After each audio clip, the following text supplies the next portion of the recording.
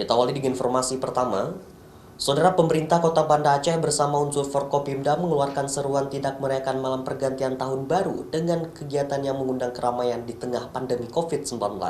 Warung kopi menjadi salah satu pusat keramaian di malam tahun baru, namun sejumlah warung kopi belum menerima informasi ini. Jelang malam pergantian tahun baru, sejumlah warung kopi di Kota Banda Aceh tetap buka dan melayani pengunjung seperti biasa.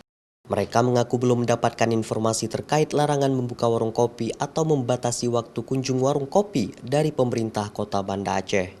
Biasanya menjelang pergantian tahun baru di tahun-tahun sebelumnya, warung kopi menjadi pusat keramaian di Aceh, sehingga keramaian di warung kopi menjadi perhatian khusus pemerintah Kota Banda Aceh selama pandemi COVID-19.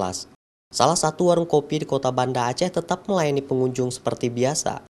Namun mereka mengingatkan kepada pengunjung agar mematuhi protokol kesehatan seperti menggunakan masker dan menjaga jarak. Kami di malam tahun baru tetap buka seperti biasa. Tapi sampai saat ini belum ada himbauan atau larangan tutup kedai lebih awal. Tapi jika ada, kami akan laksanakan. Kami juga fokus mengingatkan pengunjung mematuhi protokol kesehatan.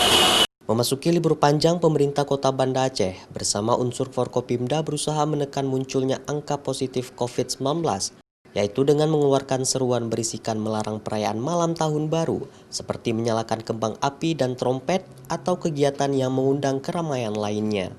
Selain itu, pemerintah juga mengajak masyarakat untuk tidak melakukan kegiatan yang melanggar peraturan perundang-undangan dan kanun syariat Islam, serta menerapkan protokol kesehatan dimanapun warga berada. Nova Misdayanti, Kompas TV, Banda Aceh.